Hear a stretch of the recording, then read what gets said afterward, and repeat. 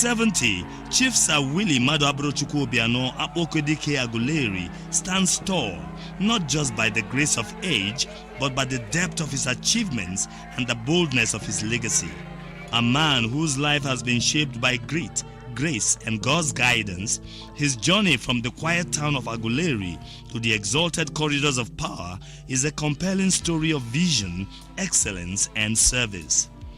Born on August 8, 1955, Obiano's destiny was hinted early on through his brilliance and discipline. At Christ the King's College, Onitsha, he emerged as one of the rare few to score a grade 1 in the West African School Certificate Examination, an extraordinary feat in his time. By 1974, his flair for ideas and intellect earned him the prestigious John F. Kennedy Essay Prize. He pursued accounting at the University of Lagos, graduating with a second-class upper in 1979. His academic thirst remained unquenched. He returned to bag an MBA in marketing in 1993. By 1990, he had become an associate of Institute of Chartered Accountants of Nigeria, ACA, and earned his stripes as a fellow, CCA, by 2001. Professionally, Obiano's rise was meteoric. From First Bank of Nigeria in 1981 to Chevron Texaco Nigeria, where he served as Chief Internal Auditor, he built a formidable resume of integrity and competence. But it was in the banking sector that he truly carved his niche. In 1991, he joined Fidelity Bank, and by 2003, he had become Executive Director for Business Banking, the second in command in the institution. For years, he steered the bank's engine room, shaping its strategic direction, and left in 2012 with a legacy of excellence. But public service beaconed, and he embraced it as a new mission. On March 17, 2014, Chief Willie Obiano was sworn in as the 5th democratically elected governor of Anambra State. With the calm confidence of a technocrat and the strategic mind of a banker, he unveiled the Anambra Wheel of Development, a visionary blueprint anchored on 4 strong pillars and enablers that will serve as the framework for inclusive growth, sustainable infrastructure, and human development. Obiano governed with precision. His administration was defined by clarity of purpose, transparency, and measurable deliverables. He was not just a governor who made promises, he was one who delivered, and not in trickles, but in torrents. In the span of 8 transformative years, Chief Willie Obiano built a legacy anchored on over 100 strong and verifiable achievements across multiple sectors. These include, but are not limited to, he tarred over 1,000 kilometers of roads in the state, giving priority to roads and bridges that led to industrial clusters, agricultural belts, oil fields, and commercial centers. Built the highest number of bridges in the state, numbering 17, and spread across the 3 senatorial zones in the state, including the 2.8-kilometer-long Aguleri-Otu Bridge, the longest bridge southeast Nigeria that leads to the oil fields and was built in a record time of 9 months.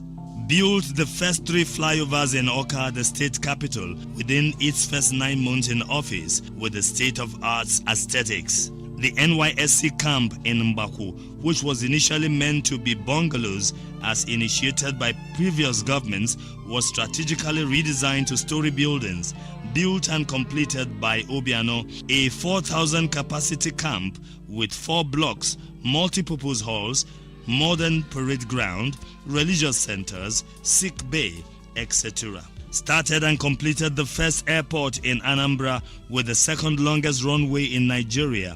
It has a CE2 runway that measures 3.7 kilometers long and 60 meters wide, the only runway in Nigeria to pass a friction test with a percentage of 0.07. It is designed to land aircraft on either side of the approaches with a ground lighting system of 270 millimeters.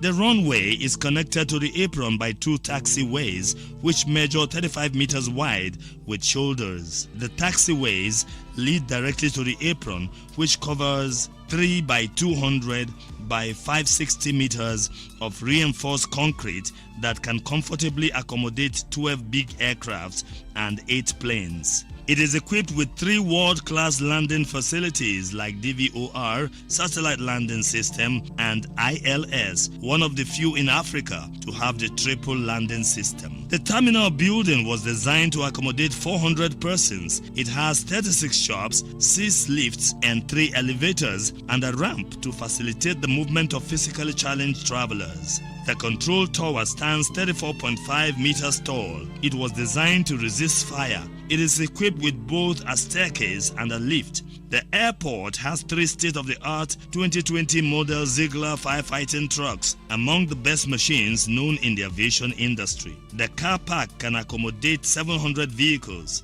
The airport was built with Anambra money without borrowing a dime. People have looked at the speedy construction of the airport in a mere 15 months at a time when the world was partially locked down by COVID-19. What has been largely rated as one of the best international airports in sub-Saharan Africa, as it can land any plane known to man. Akpokwedike introduced 10 million naira Choose Your Project Market initiative, which led to remodeling of most markets in Anambra State. 62 markets benefited under the scheme. Established the Anambra State Primary Healthcare Agency to tackle the fundamental issues in primary healthcare delivery in the state.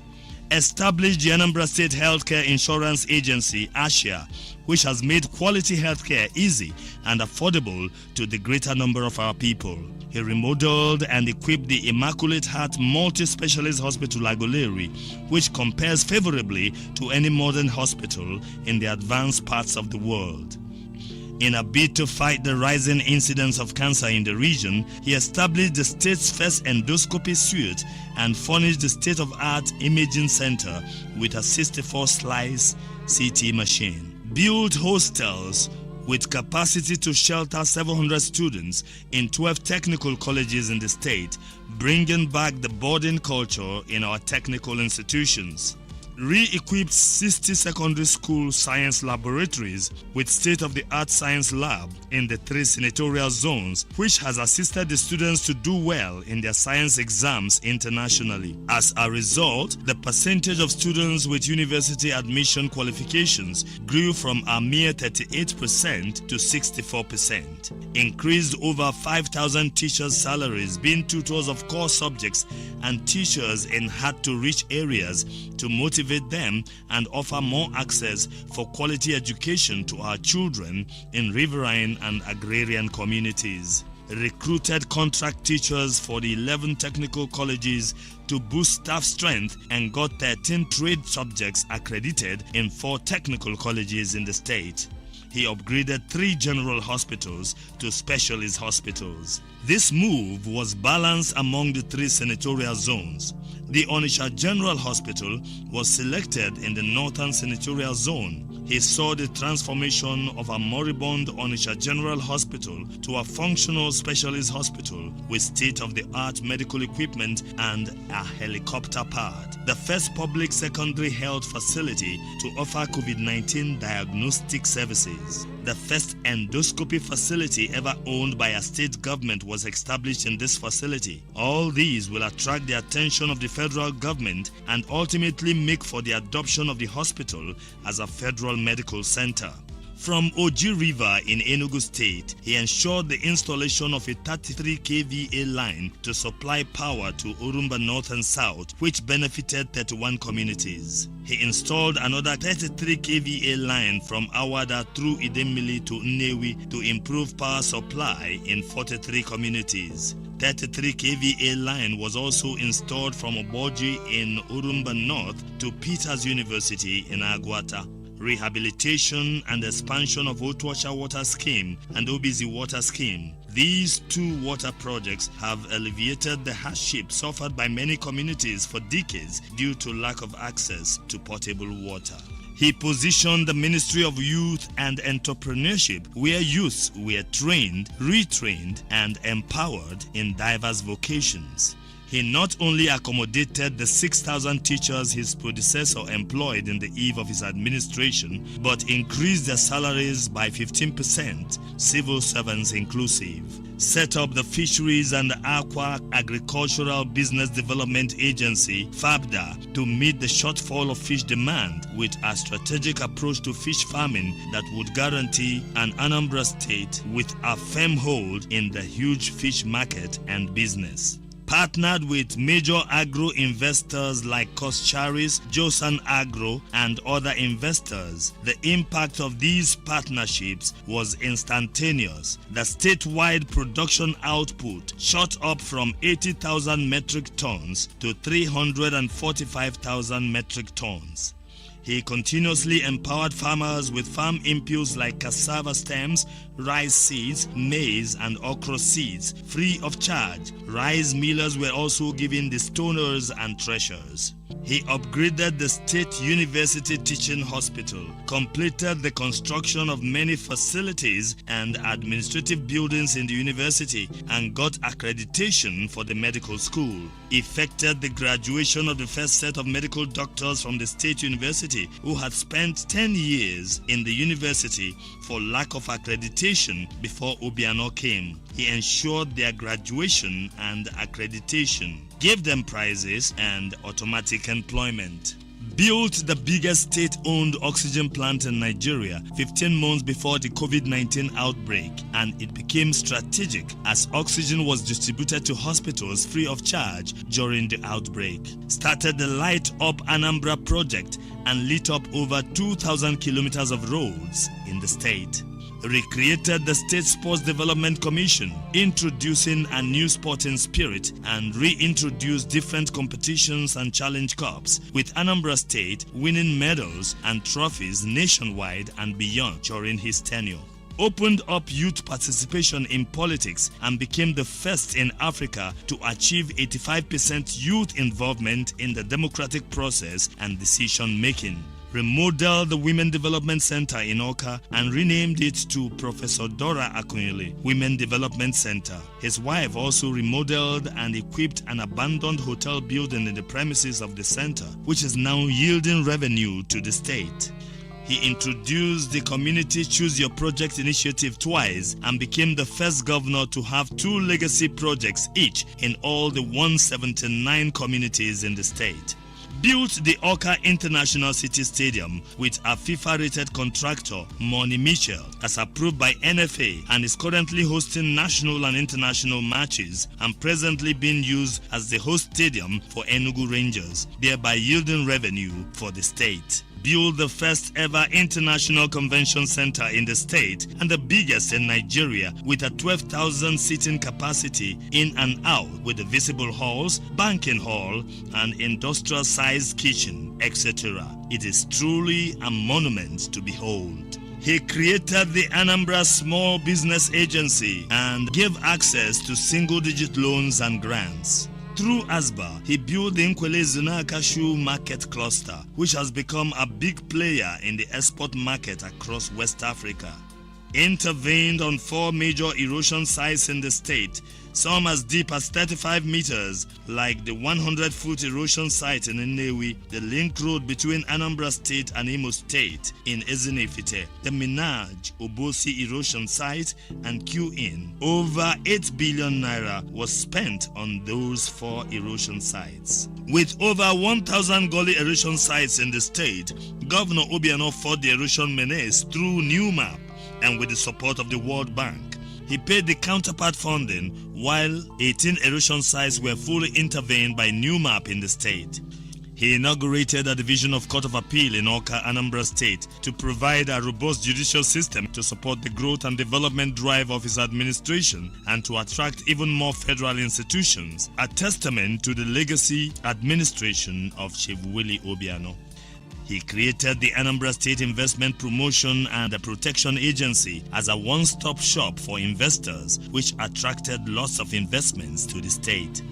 He restored the dignity of our traditional institutions by putting a stop to the idea of inviting and arresting traditional rulers by the Nigerian police and shared brand new innocent vehicles to them. He also gave over 60 certificates to Igwes, much more than any governor in the history of Anambra State. He launched Operation Pochapo, involving all the security agencies, Operation Cheba for tighter security during festivals and Yuletide seasons, and Operation Udoamaka to sustain the security being enjoyed in the state.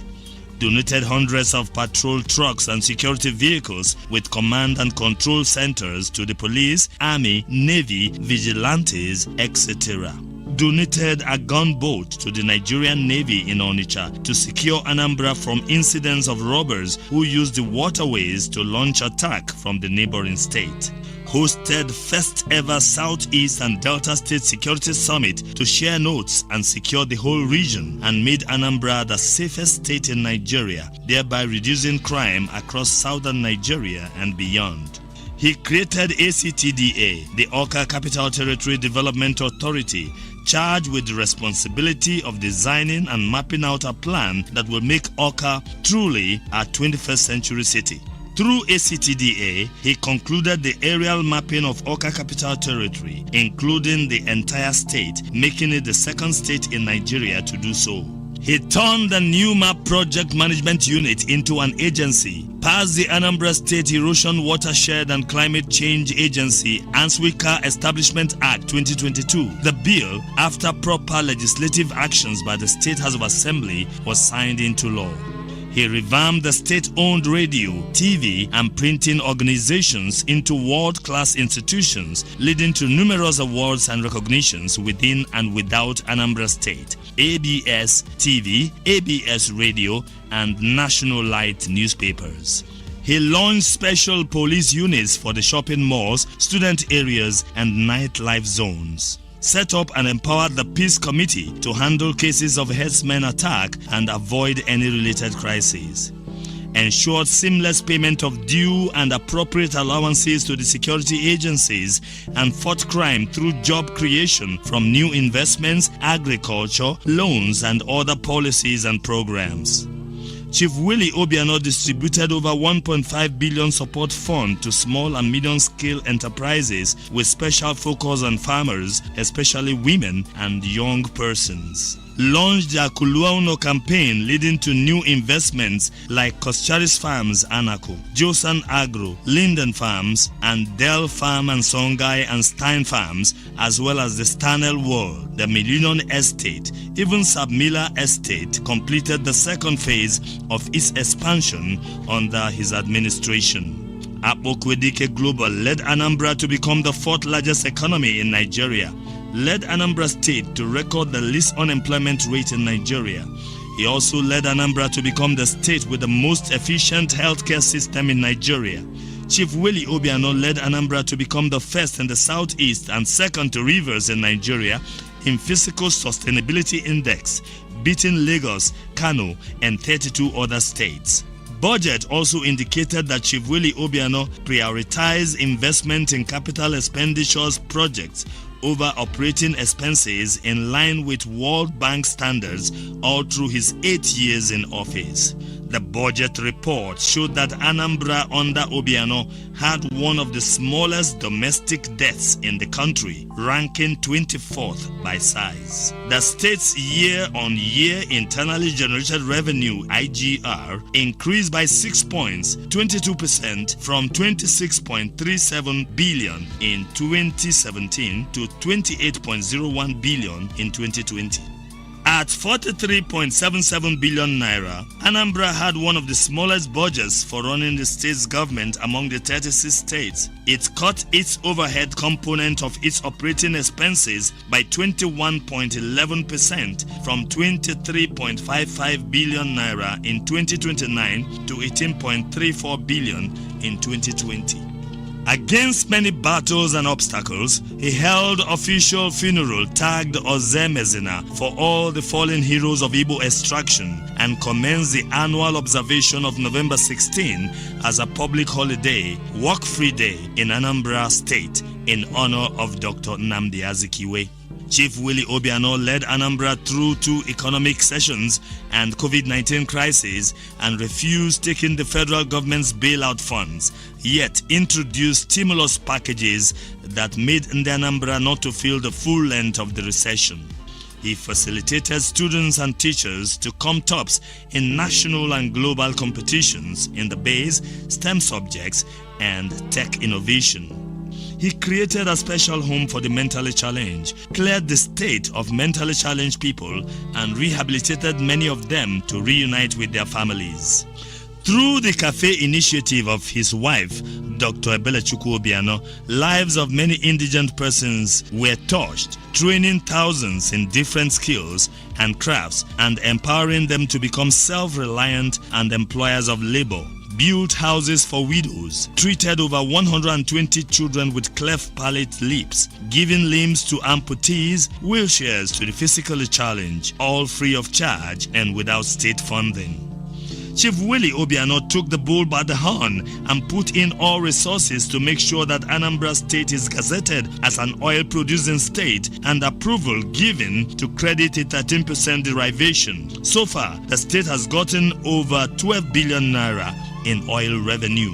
First governor to have served his 8 years by the grace of God without any harassment and interruption from the legislature, and was returned unopposed in the second term in office, winning 21 over 21, sweeping the 21 local government areas in the state, the first governor ever in Nigeria to win in that manner.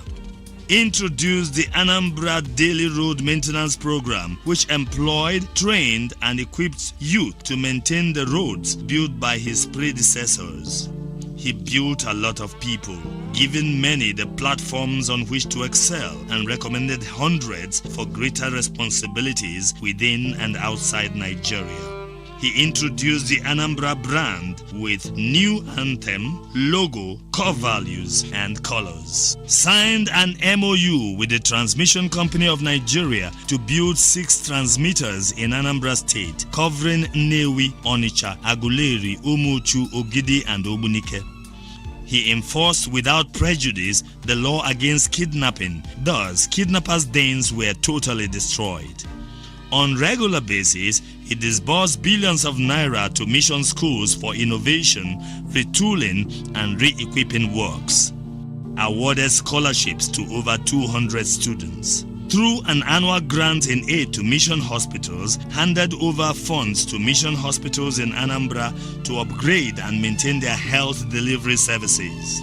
Under Obiano, Anambra State House of Assembly signed a disability bill into law. He appointed a special advisor on disability affairs to give that community a sense of belonging and a voice in the decision-making of the state. They also produced a permanent secretary, and many more of them were absorbed into the system. Offset 1.8 billion pension arrears and maintained regular monthly payment in line with his promise to deliver on physical and human infrastructure. Maintained steady Christmas bonus and lagees for workers and pensioners, as well as increased salary, and recognized outstanding civil servants on a regular basis. Integrated the Igala-speaking communities into governance via senior appointments and delivered major infrastructure like water ambulance with nurses attached plus other amenities. Built the first digital data bank for a number of farmers and active situation room for progress monitoring and evaluation. Trained 50 beekeepers and equipped them with 250 hives and bee kits, etc.